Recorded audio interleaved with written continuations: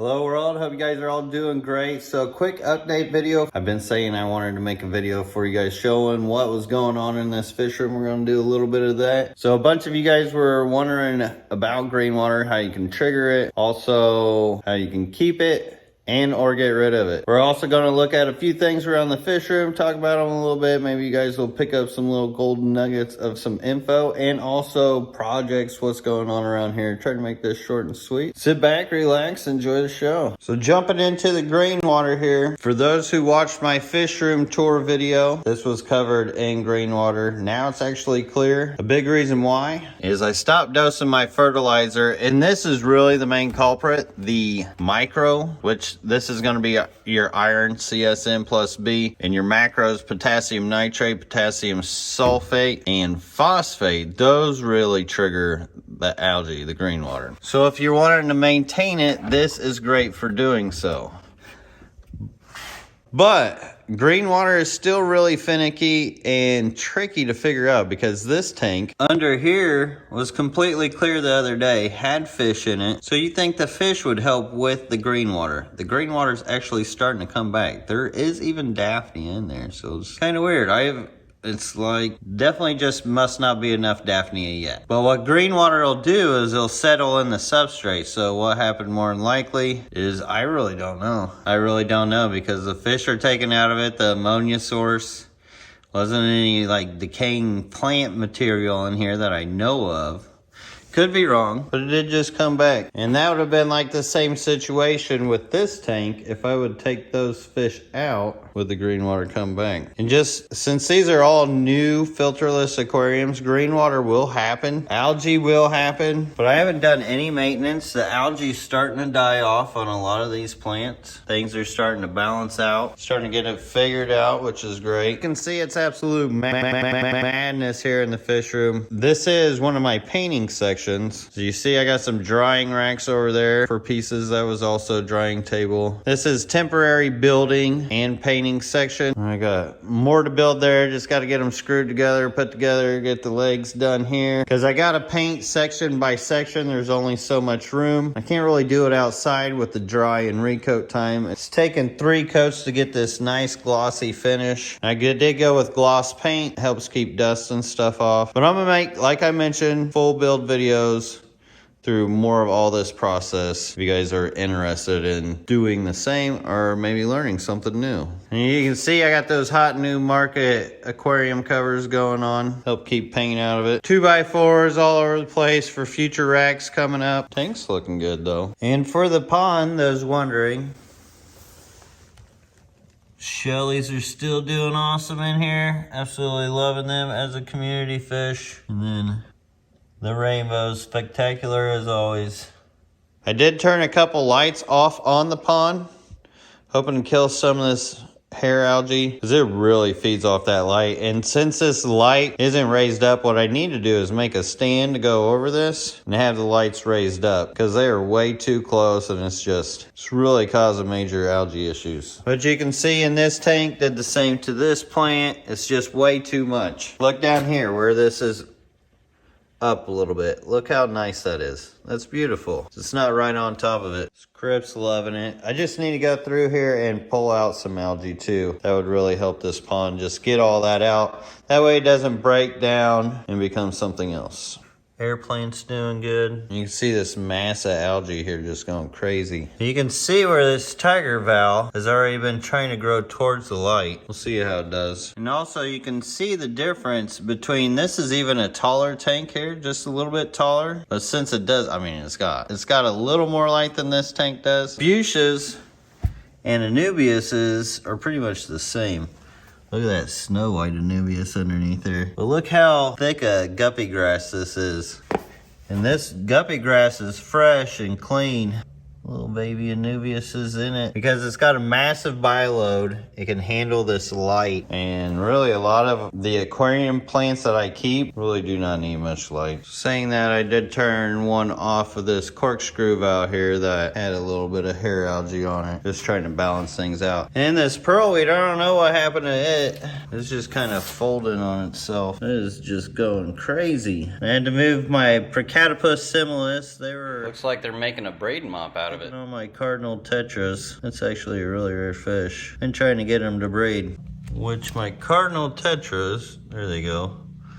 They're a bit skittish now. I do got a pink flamingo growing up underneath that moss. Once again, that lower light. Look how far away from the surface. That light's like right up to the surface. Some systems it doesn't deal well. This one, look, it's right on this top, but this Bacopa moneri, super clean. Same thing with this Taiwan lily. Good to see the Riccia starting to bounce back. Things are really starting to balance here in this last week. And one day I will clean my glass. But they're Glossolepis maculosus. I've been trying to breed these guys like crazy lately. I'm thinking that they need to be with fish. So I put them with some platinum rice fish. This huge 75. So a lot of these plants, they're all clean. It's just,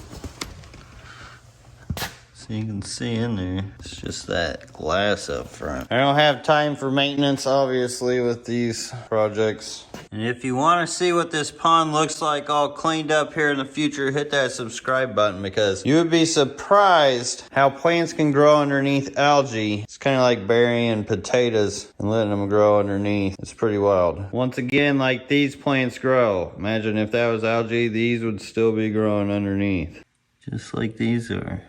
And then for this space, this is going to kind of be like my dirty breeding fish room. That way I can take algae and stuff like this and throw it into fish tanks without having to worry about it or feel ashamed. Because some people judge, let's not get it wrong. They expect tanks that are just crystal clean and clear, which I got. When it comes to breeding babies and fish and stuff like that, absolutely I love algae. Algae is great for it. So the back wall is going to be all that dirty algae kind of tank set up for breeding projects.